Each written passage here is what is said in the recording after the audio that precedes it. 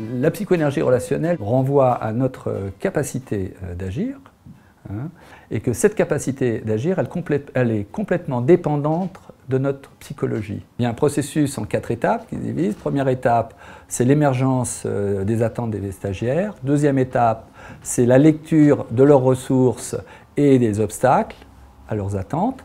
La troisième étape, c'est la mise en scène de leurs attentes dans le décor des ressources et des obstacles. Et la dernière étape, c'est l'exploitation des mises en scène, l'exploitation de tout ce qu'ils ont fait auparavant. C'est un grand courant qui a commencé avec Freud à la fin du 19e siècle. Ce courant, c'est le courant, on peut dire, des non-directivités.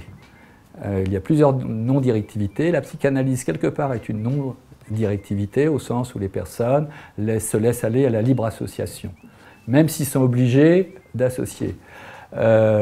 L'autre non-directivité, c'est la non-directivité rogerienne qui est centrée sur la personne, où la personne, on va faciliter l'expression de la personne. La troisième non-directivité, c'est la non-directivité de Kurt Lewin, qui est centrée sur le groupe et sur l'autogestion du groupe. La quatrième est la non-directivité intervenante, qui part des désirs des personnes, c'est une vision désidérative. On va essayer d'aider les personnes à réaliser leurs désirs.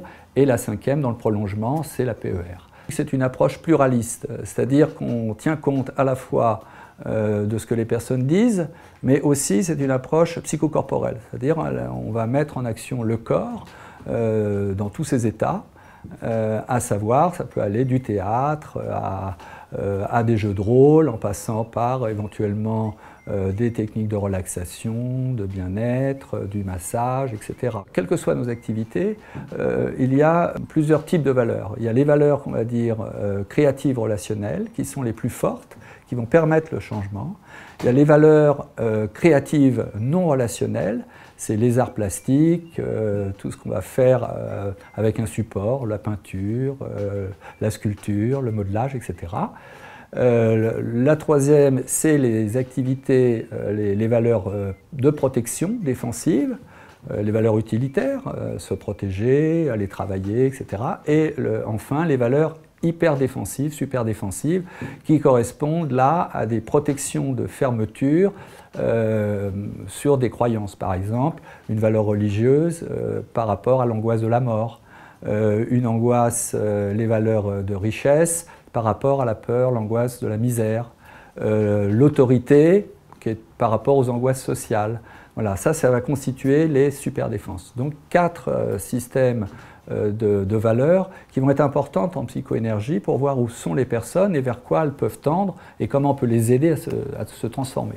La psychoénergie relationnelle se distingue de pas mal d'approches de toutes les approches qui sont verbales, puisque la PER met en jeu à la fois le corps et le verbe.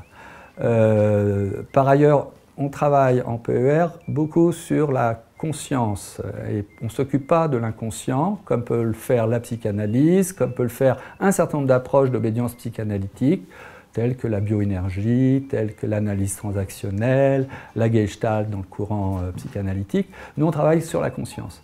Un autre point, c'est aussi l'aspect non directif. L'aspect non directif, beaucoup d'approches comme la PNL ou comme même la Gestalt ont finalement une dimension institutionnelle assez rigide, cadrée. En psychoénergie, on ne va pas parler de cadre, on va parler d'un principe d'ouverture dans lequel on va accompagner et on va mettre des règles en participation avec les personnes.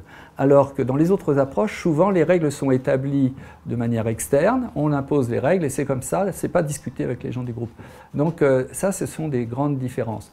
Aussi, on travaille beaucoup au niveau émotionnel avec la psychoénergie relationnelle, mais on ne pousse pas les gens à nécessairement, absolument décharger des émotions, à crier, à hurler, etc. On accueille, mais certaines pratiques comme le cri primal ou même la bioénergie, on va forcer les défenses, on va faire du forcing auprès des gens pour que les gens puissent s'exprimer émotionnellement en criant, bien sûr, plutôt. Bon, aussi en riant, mais la psychoénergie relationnelle, elle accueille plutôt. Elle va accompagner, mais elle ne va pas provoquer, elle respecte les défenses. Voilà quelques différences, il y en aurait d'autres, mais quelques-unes.